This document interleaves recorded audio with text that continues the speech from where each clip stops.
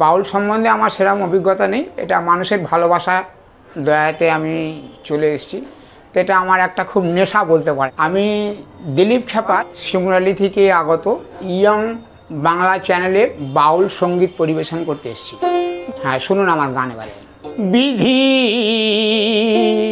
তোমার কলমে কি নাই কালি রে, বিধি তোমার কলমে কি নাই কালি রে,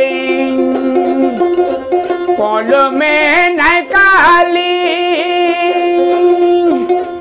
ওরে আমার এই পড়া কপালে একই লেখা ছিল রে, তোমার কলমে কি নাই কালি রে। ভক্তের অধীনে আছো রে তুমি, কোথায় সর্বমহতে জানি, তবে কেন আমার কর্মে এতই জ্বালা দিলি রে, কলমে কি নাই কালি রে, বিধি তোমার কলমে কি নাই কালি রে। আপনে ভাই বাহারে ধরি সে দেয় আমার মাথায় বাড়ি, ও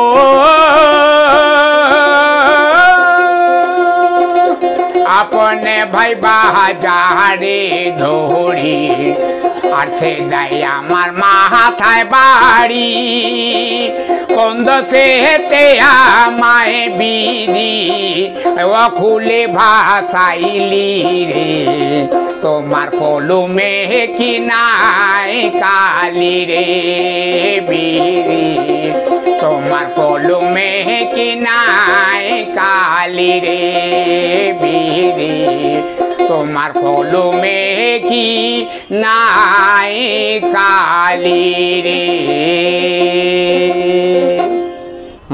জানার তো এখনো শেষ নেই কারোর, যত জানবো তত ভালো হবে। আমার কিছু জানার আছে এবং আমি যেটা করছি এটা মানুষকে যত বুঝাতে পারবো তত আমার ভালো লাগবে এবং তারাও আনন্দ পাবে এবং কতটুকু তাতে উপকার হবে আমি এটা দেখতে চাইছি এবং মানুষের যেন উপকার হয়, আমার জিনিসটা তাদের যেন কাজে লাগে, তারা যেন আনন্দ পায়। ঈশ্বর বলে কোনো জিনিস আছে, চন্দ্র সূর্য গ্রহ তারা আছে, কাজে রাত দিন হচ্ছে, ধর্ম নিয়েই আমাদের গানটা বেশি হয়। বাউল শব্দের অর্থ হচ্ছে বাঁধন, বাস্তব, বায়ু বা বাতাস। এরা বাতাসের সাথে চলে, বাতাসের সাথে গান করে। এই যে বাদ্যযন্ত্রটি, এটার নাম কি দোতারা? এটার নাম দোতারা, অর্থাৎ দুটো তারে সুর হয়।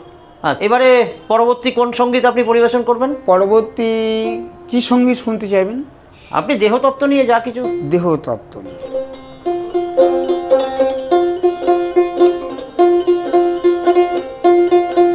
ওরে মরা নদী চরে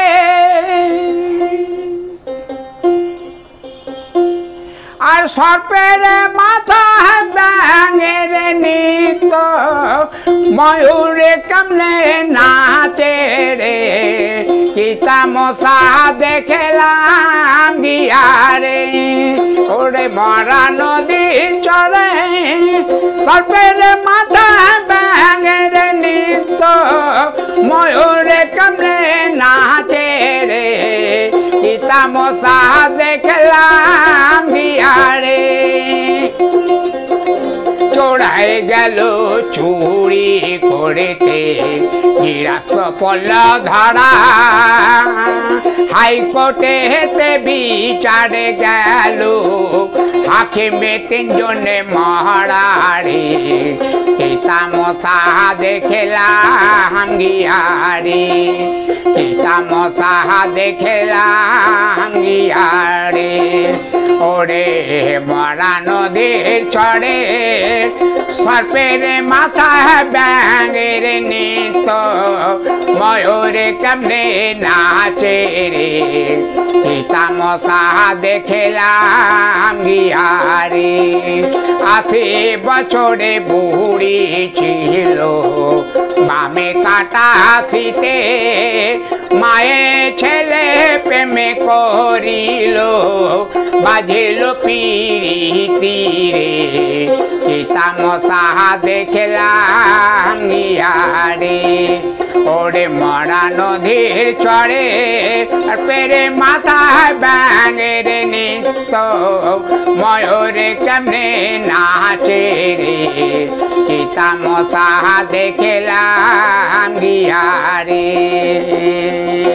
চড়াই গেল চুরি করেতে হিরাস্ত পড়ল ধরা হাইকোর্টেতে বিচারে গেল হাকিমে 3 জনে মহারারে তামসা দেখলাম গিয়ারে ওরে মরা নদীর চড়ে সর্পেরে মাথায় ব্যাঙের নিত ময়ূরে কেমনে নাচে রে তামসা দেখলাম গিয়ারে চাষায় গেল চাষে করিতে জল খাইবার যায় মাঠে বলে দে রইল গাভীর পেটে চাষা নাঙলে কেমনে বহে রে তামসা দেখলাম গিয়ারে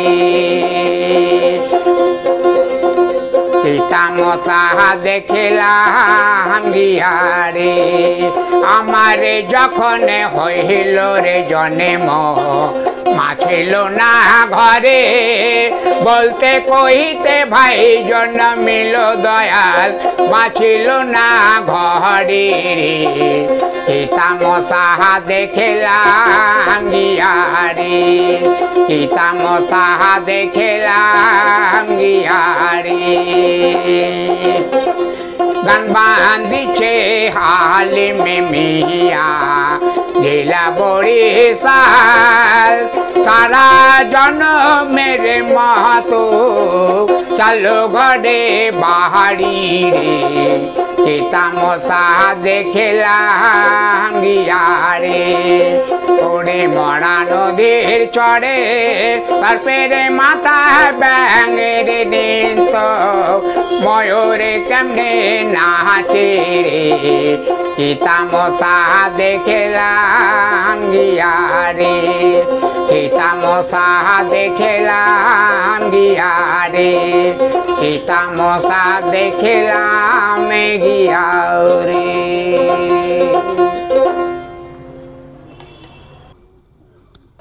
বাবাজি আপনাকে একটা প্রশ্ন করা যাক যে সাধু কাকে বলে, এ সম্বন্ধে আপনার কি অনুভূতি? যারা প্রকৃত সাধু, যার চরিত্র সৎ, কোনো জায়গায় কালিমা লিপ্ত হয়নি, তাকেই বলা হয় সাধু। আর সাধু কথার বিশ্লেষণ উত্তরগুলো হচ্ছে নদী কবু করে না কো নিজে জল পান, গাভী কবু করে না কো নিজ দুগ্ধ পান, তরু বনে নাই খায় নিজ নিজ ফল, স্বর্ণ শুধু রয়ে যায় অপরিশোভিত, আর সাধু শুধু রয়ে যায় ঐশ্বর্যের দান, ভক্তদের খালি আশীর্বাদ করবে। সাধু কি পাবে না পাবে সেটা যা ভক্ত যা দেবে সেটাই, সেই অন্নটাই তার কাছে প্রসাদ হয়ে দাঁড়াবে, সেই প্রসাদটা আবার ভক্তকে বিতরণ করে দেবে। সেটা হচ্ছে তাদের রুচি এবং মনের ব্যাপার, ওইখানটায় আর কিছু নেই। তো সেখানে সাধু খানিকটা গ্রহণ করে তবে তো আবার ভক্তদেরকে দেবে। সাধু যেটা গ্রহণ করবে সেটা তার নিজের কাছে রেকাপিতে রেখে দেবে, আর যেটা রেকাপি আলাদা যেটা একটা থাকবে, সমস্ত প্রসাদ গুলো যা থাকবে সেটা নিবেদন করে দেবে। যদি কোনো ভক্তের মনে চায় তাহলে সেবা করবে, আর যদি সেবা না করে কিছু ব্যাপার বলার কিছু নেই, তাদের ইচ্ছা ব্যাপার, তাদের রুচির ব্যাপার ওখানটায়। এই মরা নদীর চরে যে সঙ্গীতটি আপনি এইমাত্র পরিবেশন করলেন, মাঝে একটি কথা আমরা শুনতে পেলাম যে মায়ের সাথে সন্তানের প্রেম। মরা নদীর চরে সর্পের মাথায় ব্যাঙের নৃত্য ময়ূর কেমনে নাচে, এটা হচ্ছে মরা নদীটা হচ্ছে দেহ, সাপ হচ্ছে আমার ঘরের স্ত্রী, মানে নিজের দিয়েই বললাম, ব্যাঙ হচ্ছে আমি, আর তত্ত্বের গোসাই যে তত্ত্ব জানাবে ইনি হচ্ছেন ময়ূর। এখানে একজনের নাম উল্লেখ করলেন, তার জেলা উল্লেখ করলেন, তিনি কি এই গানটির রচয়িতা? হ্যাঁ, এটা হচ্ছে হালিম, বাংলাদেশে এনার বাড়ি, জেলা বরিশাল। তিনি এই গানটি লিখেছিলেন। তিনি এই গানটা ছোটবেলা থেকে এই গানটি শুনেছি, ছোটবেলা থেকে এই গানটি বিভিন্ন বাউল আসরে শুনেছি, হ্যাঁ, কানে গানটা বাজে। আপনি যখন গাইছিলেন তখন আমি ওই অনুরণনটা হচ্ছিল মনের মধ্যে যে হ্যাঁ একটি পরিচিত গান, কিন্তু এর গানের নিগুড়ো যে তত্ত্ব, সেই তত্ত্বটা আমরা কখনো উপলব্ধি করতে পারি। এবার আপনাকে বলছে 80 বছরের বুড়ি বামে কাটা শীতে, মায়ের ছেলে প্রেম করিল বাজিল পীড়িত। আচ্ছা, মা ছেলে কি প্রেম হয়, পীড়িত হয়? হ্যাঁ হয়, মা ছেলে প্রেমও হয়, পীড়িত হয়। যেমন ধরুন, একটা বাচ্চাকে মা ঘরের মধ্যে শুয়ে রেখে মা বাইরে কাজকর্ম করছে, এই বাচ্চাটা কাঁদছে। তখন পাশের বাড়ির এক ভদ্রমহিলা বলছে, দিদি আপনার বাচ্চাটা কিন্তু কাঁদছে, গলায় লেগে গেছে। তা বাচ্চাটাকে উঠিয়ে মা দুধ দিচ্ছে, আদর করছে, তাহলে প্রেমও হলো, পীড়িত হলো। আর এবারে বলছে যে আমার যখন হইল রে জন্ম, মা ছিল না ঘরে, বলতে কইতে ভাই জন্মিল দয়াল, মা ছিল না ঘরে।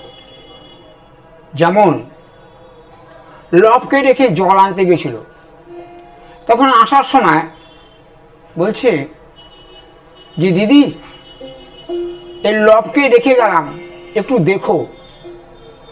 তখন লবকে রেখে গেছে, এসে জল যখন নিয়ে আসছে তখন কুশ সাথে নিয়ে এসছে।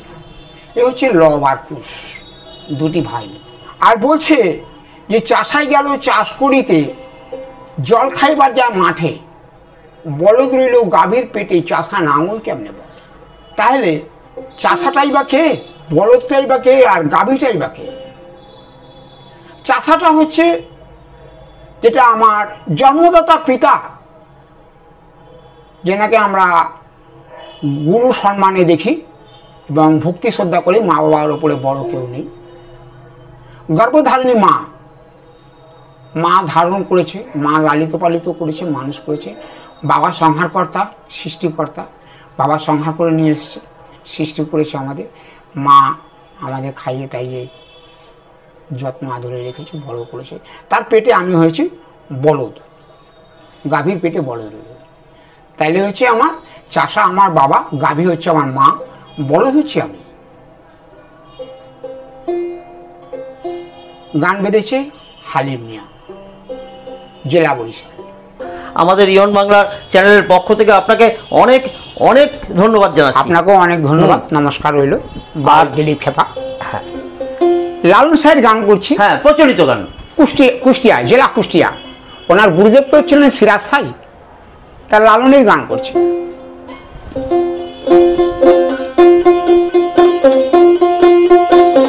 বেছে এমনি ঘর বেঁধেছে, এমনি ঘর সোনের পর পসা করে, ও ধন ধন বলি তারে,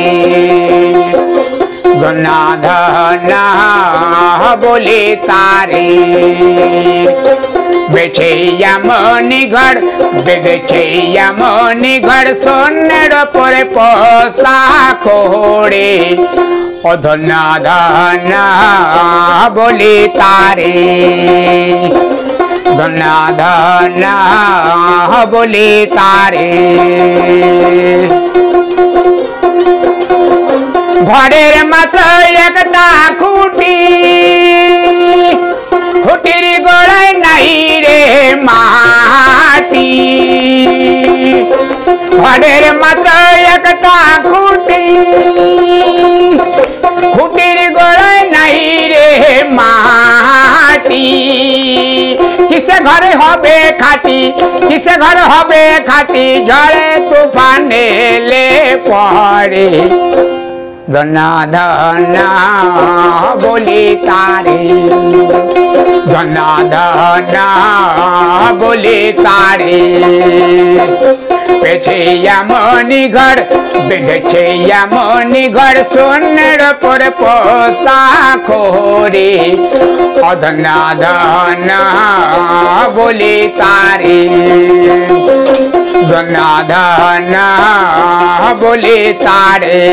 মূলাধার কুঠুরি নয়টা, মূলাধার কুঠুরি নয়টা, তার উপরে ছিলে কোঠা।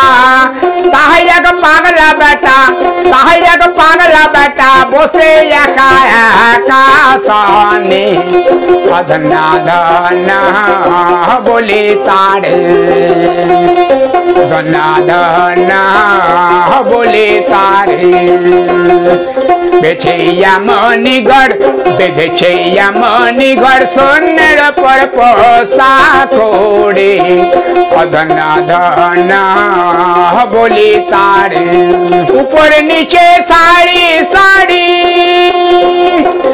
ऊपर नीचे साड़ी साड़ी साढ़े नजर जाताड़ी लालन का जेते पाड़ी पंदर जा फूले घरे अधना धना बोली तारे अधना धना बोली तारे धना धना বলি তারে ধনা ধনা বলি তারে। আপনারা শুনলেন খ্যাপা বাউল, যিনি দিলীপ চক্রবর্তী, খ্যাপা বাউলের গাওয়া গান এবং পুরনো প্রচলিত যে বাউল সঙ্গীত, এই বাউল সঙ্গীতকে তিনি পাথেয় করে তার পেশা করে যিনি জনপদে বাউল গান গেয়ে বেড়ান, নিজের মতো করে গান, নিজের মতন করে বাদ্যযন্ত্র ব্যবহার করেন। তিনি শুধু তাল ছন্দ এই দুটোকে মেলবন্ধনের চেষ্টা করেন এবং গানগুলি সহজ ভাষায় মানুষের মধ্যে গাওয়ার প্রচেষ্টা রাখেন। আমরা খ্যাপা বাউল ওরফে দিলীপ চক্রবর্তীকে আমাদের ইয়ন বাংলার চ্যানেল থেকে অসংখ্য ধন্যবাদ জানাচ্ছি।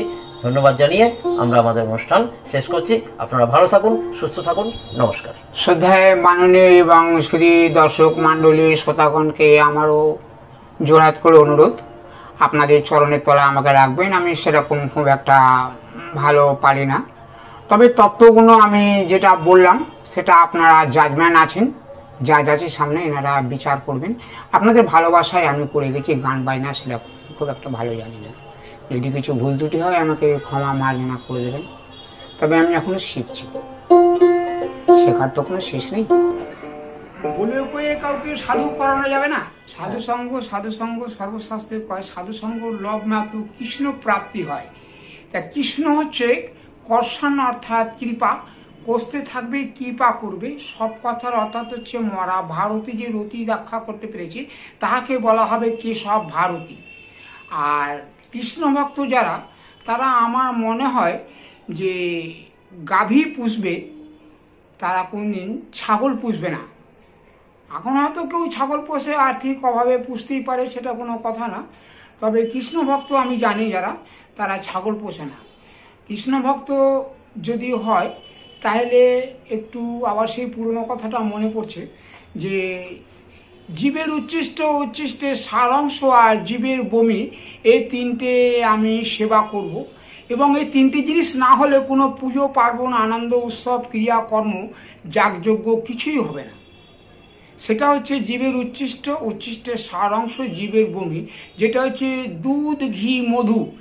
যেমন ওই দুধ যদি আপনি দোয়াতে যান গরুকে, তাহলে বাছুর দিয়ে চাটি নিতে হবে। জীবের উচ্ছিষ্ট, গরু একটা জীব, তার একটা উচ্ছিষ্ট হচ্ছে দুধ। ওই দুধ শিশু, বাচ্চা, জোয়ান, আবার বৃদ্ধ, বনিতা সবাই খাচ্ছে, হসপিটালেও খাচ্ছে, আমরাও সেবা করছি। কিন্তু সেটা এঁঠো, সেটা এঁঠো কারণ যদিও হয়, কিন্তু বাছুর যেহেতু চেটেছে ওটা হচ্ছে এঁঠো। কিন্তু ওই দুধ দিয়ে আবার ছানা তৈরি হচ্ছে, ওই ছানাতে বিভিন্ন রকম মিষ্টি তৈরি হচ্ছে। সেই মিষ্টিটা আবার শ্রীকৃষ্ণ পুজো লাগছে। আবার ওই দুধটা জাল দিলে পরে ঘি হচ্ছে, তাহলে দুধ ঘি। আর মৌচাকে যদি মধু থাকে, মৌমাছি তখন জিভ বা লালা দিয়ে চাটবে। সেটা হচ্ছে দুধ, ঘি, মধু, এই তিনটে আমি সেবা করব। আর এই তিনটে না হলে পরে কোনো পুজো, আশা, ক্রিয়াকর্ম, আনন্দ উৎসব কিছুই হবে। অর্থাৎ আপনি বলতে চাইছেন যে মধু সেটাও এঁঠো, মৌমাছির এঁঠো, তাই তো? তার তো মুখে করেই তো মধুটাকে সংগ্রহ করে মৌমাছি। হ্যাঁ, একদম একদম সঠিক কথা বলেছেন, মৌমাছি। জানি না, আমাকে ঈশ্বর বলাচ্ছে, আমি বলি।